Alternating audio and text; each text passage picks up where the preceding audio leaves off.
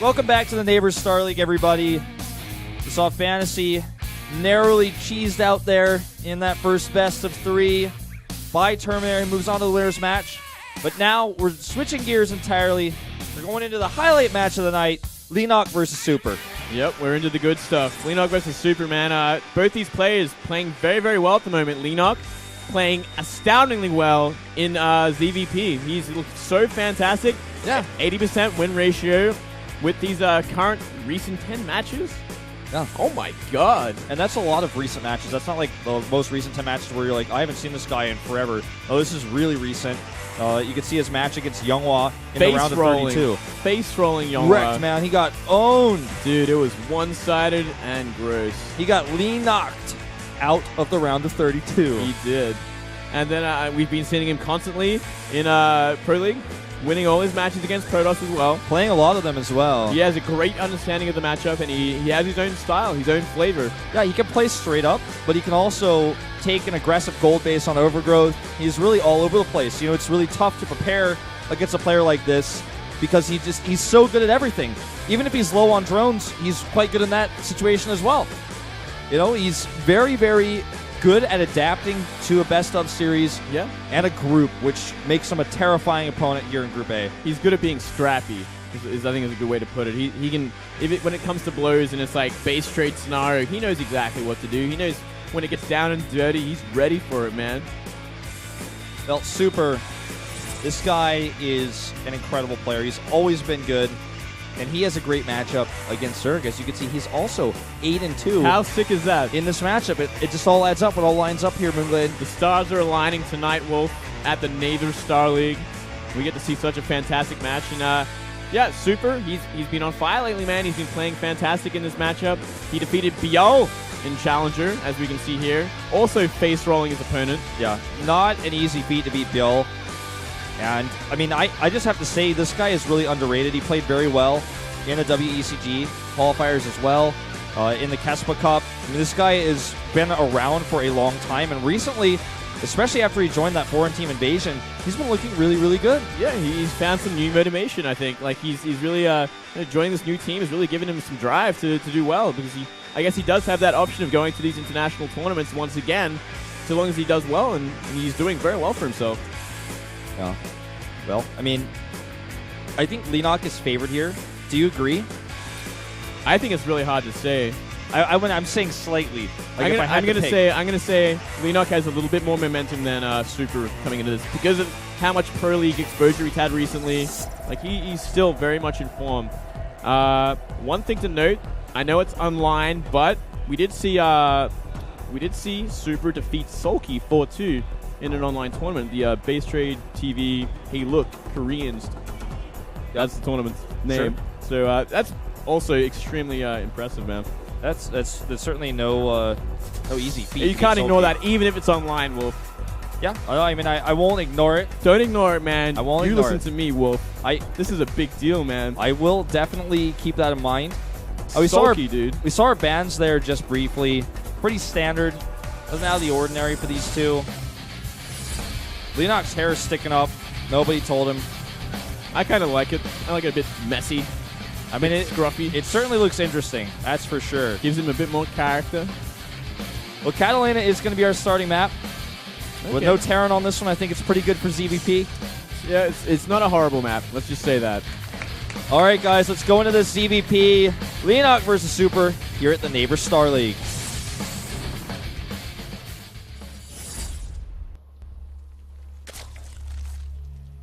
The 9 o'clock position in red. The Noctopus spawns here. See what kind of opening he wants to do. Hair sticking up. Doesn't even care. It's really bothering you, isn't it, man? Yeah, it's just not supposed to be like that. Now to the bottom right in blue. Super, formerly known as Vampire, now on Invasion Esports, was on MVP back in the day. He was on that team for actually a really, really long time. A long-standing history with MVP, and still practices with them a little bit. Has great pressure builds, great control. He's a very, very dangerous player at all times of the game, I think. We did see that against Biol. He could take it to the late game. He could even fight against Swarmhost, and he could control it very well. feel like if you follow contemporary StarCraft 2, the best player to compare him to is San, but it's like, and rather than comparing him to San's openings, you could compare it to San's kind of aggressive style. But what Super does is he doesn't try to define aggression into one like very, very highly optimized build of aggression like San does. But Super tries to be aggressive in a multitude of ways, lots of different pressure openings, and sometimes will take, for example, an early Nexus and then go into a really fast 4-gate follow-up. Loves his oracles as well in this matchup. Yep. We are seeing that Nexus first against Hatchery first. Is it going to be 2 Hatch before Pool? I think it would have to be, considering his Overlord scouts the Nexus. Very surprised otherwise. And there it goes. So nice little economic game we're opening up in. Nice little greedy game. I like it. Yep, both players going to scout each other nice and early as well. They're going to know exactly what they're up against. So from here on out, it should be interesting to see what they're going to transition into. By the way, guys, during this little downtime, I want to mention that this stream, you can subscribe on Twitch. Get out there. If you want to support this stream, please do. Follow it as well. Follow the Twitch channel. It really, really helps all the people here working at the Starleague. You can do the same for the Pro League channel. And just, if you want to give some money back to esports, definitely. This is a great way to directly support not only this league, but the two of us and Valdez as well. And if you guys want to see more of these leagues and the future of this league grow, I mean, like, subscribing and following is definitely the way to do it. It's the only way to do it. But you know what? Even more important than that is actually watching. Just watch regularly. Tell your friends to watch. That's what really matters, is getting the word out about this awesome new tournament that's starting this year. And, it's a tournament that has a long-standing history. It is a Starleague. And with this, obviously, things are just going to get better and better with so much StarCraft 2 in Korea right now. But again, the best way to support is to watch. A lot of people asking, where do I donate? How do I give money? Subscribe to the channel. Follow the channel. We're already in pretty high quality here. You want to get it a little bit higher? If you guys want source, you subscribe. I get that. Otherwise, it's high. All right?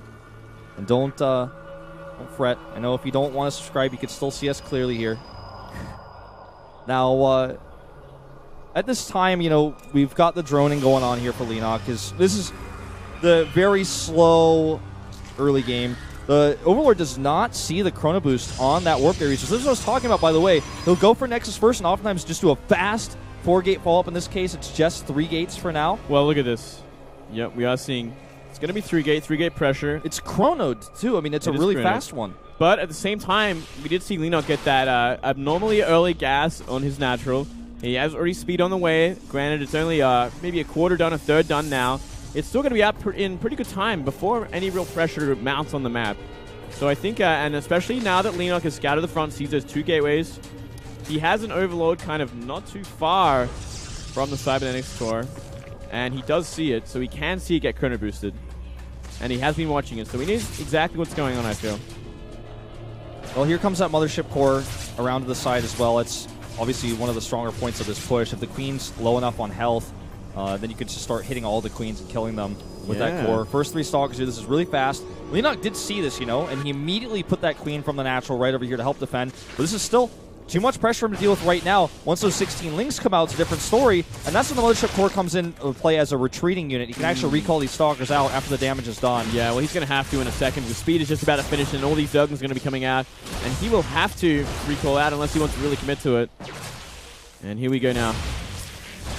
Well, sneaking the Stalkers like butter through those lings as long as he can. He just wants to force more lings. Oh, wow. Yeah. Leenock's not having it, though. He made 11 drones. He knows he's got enough here to hold this off. Well, I think Leenock thought he was going to recall out, but unfortunately not. So Leenock's going to have to make another wave of drones and roaches. And for now, just weather the storm. He's going to lose another Queen. Yeah, he really didn't have enough to hold this. Now that Queen is too low, like I was talking about earlier. Oh, maybe just enough. The Stalkers are coming in, though. Yeah. Okay, Ro just come out, and he is going to be fine. Yeah, he'll be fine now. He snuck in those drones and didn't really take any economic damage for it. That was scary, though, for just a second there. Yeah, that was a little misstep by Leenock. Now, I want to point out that even though you get all those drones out, they're actually down on harvesters. It's 52 to 47. So even with a double hatch before pool, Super, with this counter pressure, is able to respond and take an economic lead. Tech-wise, he still doesn't have his Robo yet. He doesn't have his Twilight Council. His +1 is late. But I think this is a great move, and now he can take a pretty safe third base on this map. His upgrade, his +1 upgrade, halfway done now. Once that gets to +1, he will be pretty immune to any sort of aggression that can come out in the map. Granted, if it's a lot of Zerglings. And we're seeing Leenock go straight into the Infestation Pit. Yep. Those Lings trying to find something here. But good tight wall here. And this is a small amount of roaches that don't have speed yet. He's just going to get crushed here. Really caught out. He's going to pull those sentries back against those Lings, and that was a terrible trade for Leenock. I don't even know if you call it a trade. He just got robbed. Yeah, that was just a slaughter.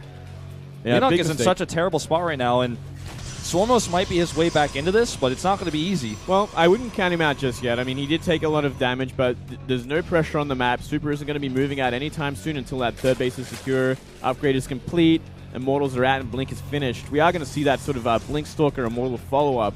But we do see Swarmos being made. We do almost being made. We do see Enduring Locust already being upgraded, so he's going to be going into that. And it's going to be a perfect kind of counter to the army that we do see Super making. By the way, what do you think about this from Super? He's getting +2 armor instead of +2 attack, and he had a Twilight Council for long enough to have gotten +2 attack instead. Oh, you mean +1 armor instead of +2 attack? Yeah, I kind of agree with you. That's a little bit of a mistake. That's weird. I don't like that too much, because... Well, I think he's planning to be very aggressive with this build, and he wants to get the upgrades out as fast as possible. I was going to say, it almost makes me wonder if he wants to just get both and go into Colossi, which he is doing now, which is going to be great against Swarm Hosts. Yeah, it is definitely the tech he has to go into. And you know what? We don't actually have enough Swarm Hosts out on the map to really deal with this just yet. There's an Observer here, and there's only a few Swarm Hosts, like you said. This counterattack kind of has to push him back. If it doesn't, then I think Leenock could be in a lot of trouble. There's just too much of an advantage here, army-wise, for Super. He's going to have to warp in a Zealotr Sentry here. Does get that off. And even a few Stalkers here to help defend. He gets by. Let's see if Super recalls. Ooh, I think he will. Yeah, there we go, into the natural.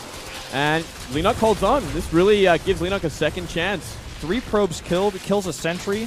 Stops mining in the main base and stops the push and gets his Foremost out. That's exactly what he needed. Yeah, this is exactly what he was aiming for with counterattack. And yeah, Super just couldn't deflect it. If he could have deflected it and kept his army out in the map, I feel like he should have had more than enough to really deal with those Foremost at the front. Yeah. So very, very important move from Leenock. Key move to keeping him alive during this very volatile time. Like, obviously transitioning into Swarmhost can be a delicate procedure until you have enough, and you have to be very careful holding on until then. Leenock is great at moves like this, though. And, you know, really, really liking how he's decided to play this one out. Swarmhost he's going to run into here. Clearly not able to be engaged upon without Colossi.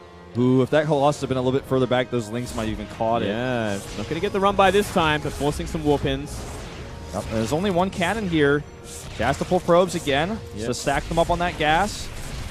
Running them by as best as he can. Here comes some Stalkers. Good control here by Super, but again, if he's at home defending, it means he's not pressuring Leenock, which means he can sit back and build up that gas for the Mutalisk switch. The Spire is almost done. He's got all of his gases saturated now, all 8 of them. Oh no, look at the Swarmhosts. They're kind of a little bit out of position. Gotta be careful where he puts them. And this is a very kind of oh my god, super aggressive style. Oh no. Oh no. Oh boy. So this is what I was worried about. Putting yourself out on the map like that, he's going to lose every single Swarmhost. And from here we can just see a straight up counterattack. And I don't know what Leenock can do. Mutalisk, 17 of them are not going to be enough to hold. He's going to have to hope for an elimination race, I suppose, but... Well, I mean, 17 Mutalisk could actually do some decent base trading, but not if Super's running up into your natural. 22 Stalkers and 9 Sentries for anti-air. Spines are not ready here. Not looking good for Leenock, because this army is already at his base. It's already at his doorstep. All he needs to do now is make a ton of cannons at home. Yes. Really all he has to do is warp in Stalkers, because, I mean, all the Zerglings on the map already died in that last counterattack, which was definitely a mistake by Leenock. He should have maintained, he should have kept those Zerglings until the Mutas were there to support them. Now we can even just use a Mothership Core for Nexus Cannon. The amount of damage that Leenock is going to get here is just, it's not comparable to what Super is doing. Super is killing him, whereas Leenock is trying to find some opportunity right now. Yeah. He does have these Lings to help support now, but again, the Nexus Cannon is here to help sustain these Stalkers. It's just too much. It's just too much, and he really needs something to help complement the Mutas. He really needs Zerglings on the map to kind of help buffer against the Stalkers and the Cannons and really add a lot more DPS. But without it, I mean, Zerglings coming from the 3rd and 4th base is just not going to be enough at this point, especially if there's a Colossi there to help out the Stalkers. Yep. He needs to snipe that Colossus would be nice, but he's more concerned about the anti-air, so can't waste a second of firing on these Mutalisks. Still a pretty healthy Muta count around the 3rd base. But look at the worker count. He's still got 53 left. He has all of his Nexi, and this is now almost too many Stalkers to kill them. With good splitting, it might actually be enough. Yeah. GG. GG. Really nicely done from Super. And a critical mistake losing those Swarm Hosts from Leenock. Just a little too aggressive. I mean, we're going to have to see people do that with Swarm Hosts in Legacy of the Void, the way they're made. Like, yeah, not yet, though. You can still play pretty passive with them. Right. Well, I mean, they don't have to worry about terrain either because in Legacy, the Locust can fly. So it's a little bit different. If you get the upgrade, Wolf, you got to be high for that upgrade, actually. Oh, it's high.